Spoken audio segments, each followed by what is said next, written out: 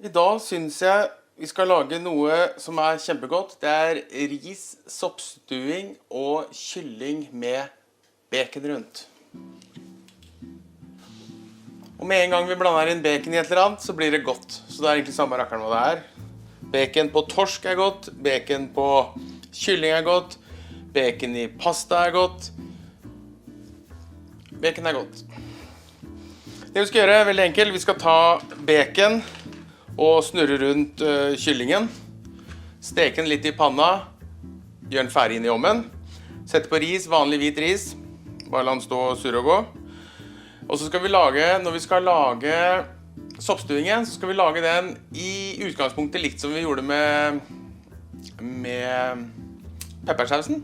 Men vi skal starte med soppen i bånd og lage den ut ifra sopp. Så da det vel bare å starte. Jeg faktisk litt usikker på hvor jeg skal starte den i dag, men jeg tror jeg starter med kyllingen. Fordi selv om den skulle bli ferdig i ovnen, så kan den hvile lenge uten å bli kald. Så vi begynner med kyllingen, og så tar vi det derfra. Ellers skal vi vite hva vi skal ha i alt. I soppstuingen da, så skal vi ha i selvfølgelig fløte, og skal ha litt sojasaus i for å få smak på den, og sopp. Ikke vanskeligere. Og kjører vi på. Og her vi litt tilbake til at jeg ikke har lyst til å ha kyllingen på 3/4, så jeg lager alt oppe her. Men vi bare tar bacon og surrer rundt. Ikke for tett, men sånn passelig. Passelig tett. Vi bare ruller rundt og tar en sjanse her i livet. Sånn. Det jo egentlig veldig lett da, men jeg bare gjør det vanskelig.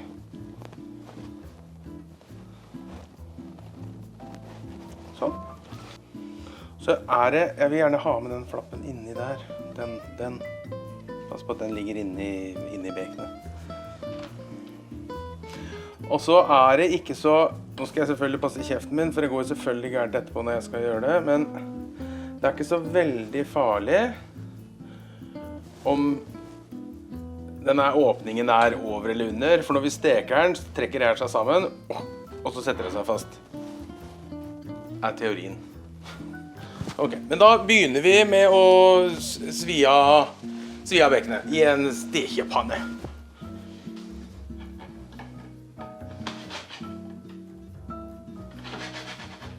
Sånn, og så legger vi det oppi, og så lar vi det ligge i ro helt til det får skorpe på det vi har lagt ned, så det blir sprøtt.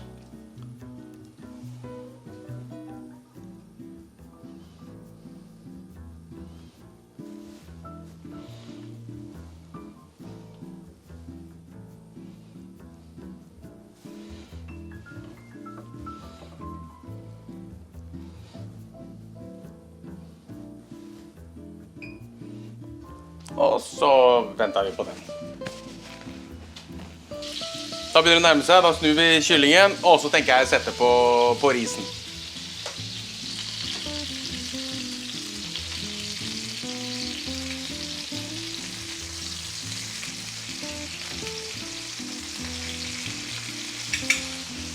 Jeg har tatt litt olje oppi den ildfaste fatet, bare sånn at det ikke setter seg fast. Og så skal jeg bare få litt skorpe der, inn i ovnen. Vet du hva, jeg venter med risen, for jeg redd det der tar litt lengre tid. Det også kan jeg jo si, jeg fant en rødløk borti her, så det vil jeg ha oppi soppstuingen, og en hvitløk, så blir det helt.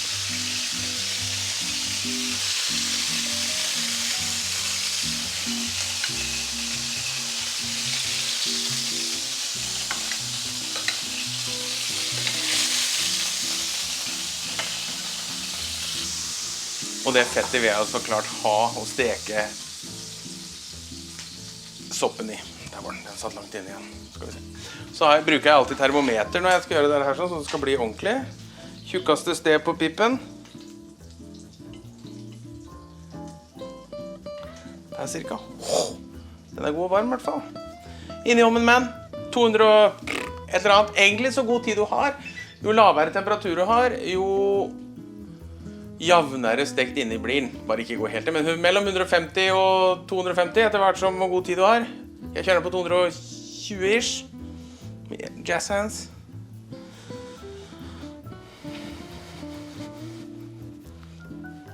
Ja, Så skal jeg bare sette rist inn i der.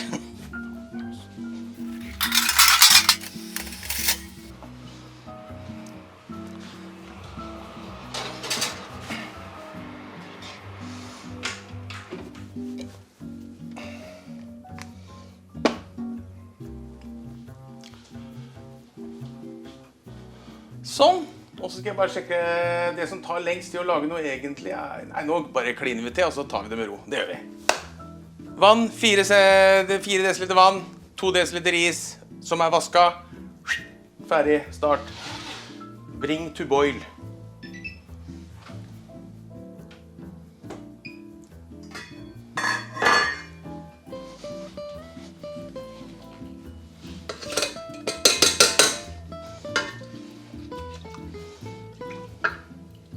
Og da pleier jeg å røre inntil det koker opp, setter ned temperaturen, så ikke risen setter seg fast, så setter jeg på lokket.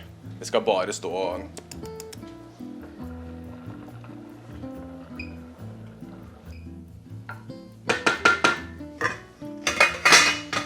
Og der var den i gang. Rålett, rett og slett. Setter på temperaturen her igjen. Nå trenger vi ikke altså fryktelig sterk varme. Det som ligger oppi der nå, det er bare baconfett. Det er sikkert rågodt. Sånn, begynner jeg å skjære champignon.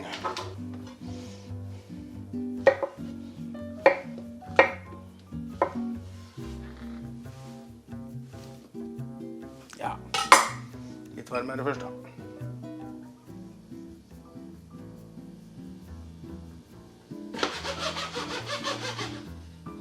Bare sjekk om det er brennsmak på det. Vent litt.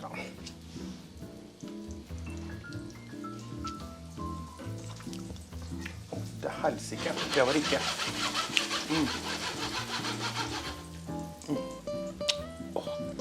Det var godt det. Litt små, litt store biter. Og da er det selvfølgelig noen som er i kokkebransjen som sier, ja, men da blir det ikke stekt jevnt. Helt enig. Helt enig.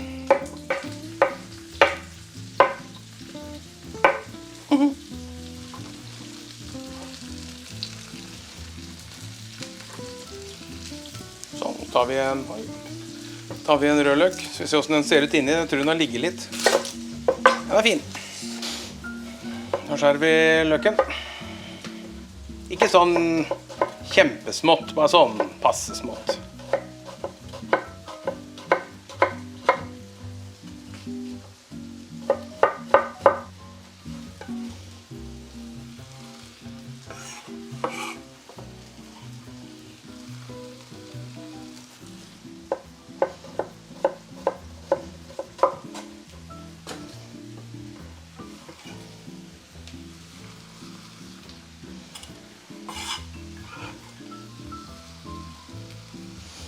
Og så gjør vi klar en hvitløk bare sånn helt til slutt. Og den skal jeg ikke raspe den gangen her, den skal jeg bare skjære. De små biter.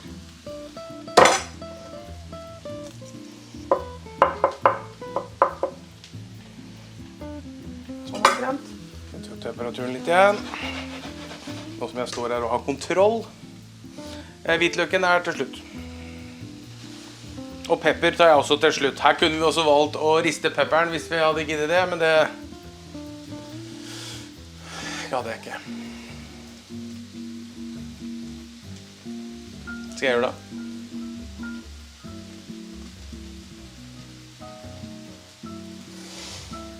Ja, la meg gjøre det.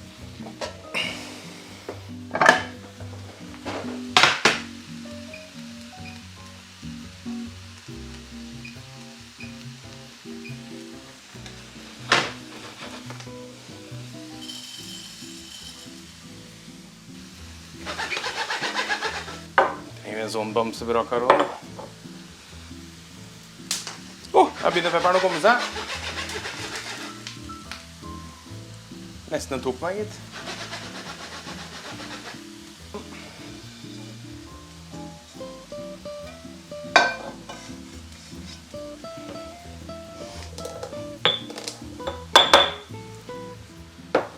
Det er også litt pepper oppi. Ikke så alt for mye. Ha litt kontroll her. Sånn. Da tar vi hvitløken oppi. Og så tar jeg fløte oppi, og så smaker jeg til med sojasaus til slutt. Pretty easy.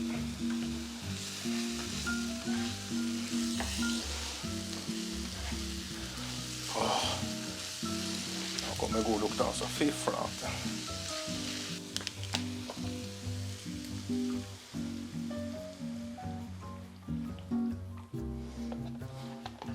Og hvor mye fløte? Litt mer enn du tror. For den reduserer seg ganske godt og blir tjukk. Og hvis den skulle bli for tjukk, mer fløte.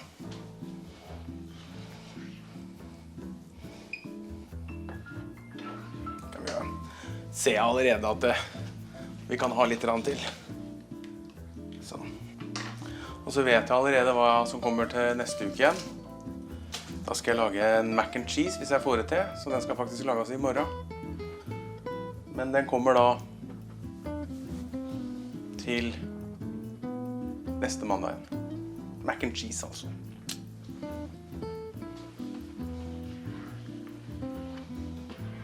Yes. Da er det bare for enkelt å la den koke ned. Skal vi sjekke temperaturen på kyllingen. Den har jeg sånn digital. 54. Jeg legger den rett oppunder 70 på kyllingen. Og så la jeg den hvile litt, tror jeg. Vi får se. Bare la meg si en ting når det gjelder å lage mat da. Det er kjempelett. Hvis du bare gidder å feile hver dag i en uke, så blir det liksom bare bedre og bedre, og så blir det gøyere og gøyere, og lettere. Og det er mye kjappere å gjøre enn hva folk tror.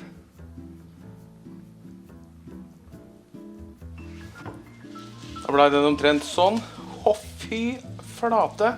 Det er jo bare å begynne å glede seg. Og lar vi den få lov til kyllingen å hvile i hvert fall 10 minutter. Vi må likevel vente på den her. Risen er ferdig, den har jeg slått av, så den skal bare stå og kose seg. Nå begynner den her å tykne. Og så er det jo som med alt annet da, som vi har snakket om før. Alt av sauser, gryter og alt du reduserer, salter vi til slutt. Så vi er sikre på at det ikke blir for salt. Så nå tar jeg litt soja for å sette smaken. Men det er ikke noe salt i, så jeg vet at det ikke er en salt nå da. Det er ikke så mye. Sånn tenker jeg. Og så salter jeg resten. Nå begynner det å bli kremete og sånn. Vi tar smaker på den, og så sjekker vi saltnivå. Skal vi se, har jeg ikke det da? Hadde jeg ikke det da? Jo, jeg hadde det innifra.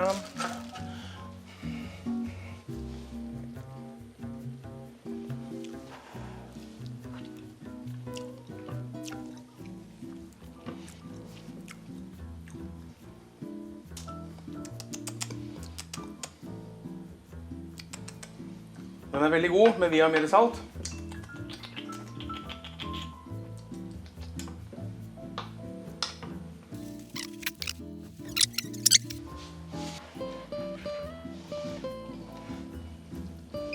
Så sitter jeg og lurer så fælt på hvordan jeg skal legge det opp. Skal jeg ha...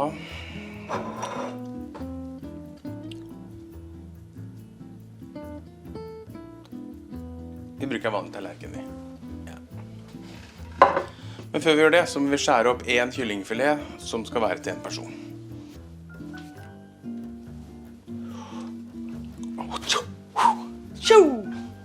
Du liksom tar på noe, så tenker du, den er ikke så varm, og så skal du klemme, og da, oi. Sånn, tar jeg bare den ene her sånn, skal vi se. Da er det jo spennende da, om vi har klart det her. Det skal jo være riktig, men ja. Da begynner den. Den er varm altså. Gud, den er fin.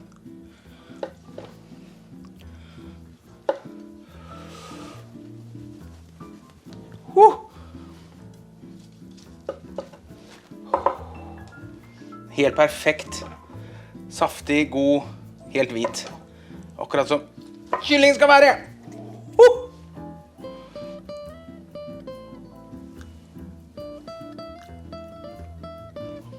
Skal vi se, skal jeg få det på tallerken først? Egentlig så vil jeg ikke ha det først oppå da.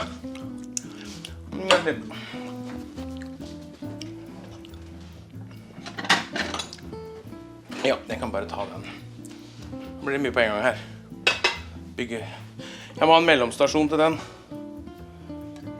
Sånn. Ned der. Gjør det veldig enkelt. Nå skal vi bare ha ris i bånd.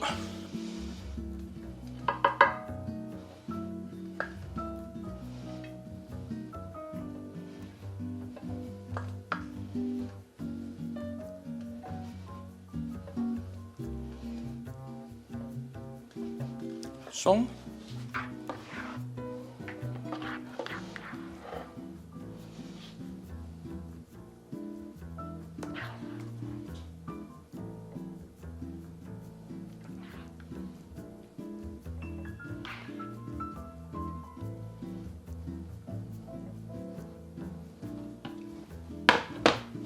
Og så kyllingen på igjen. På toppen der. Så der. Litt her. Litt mer saus.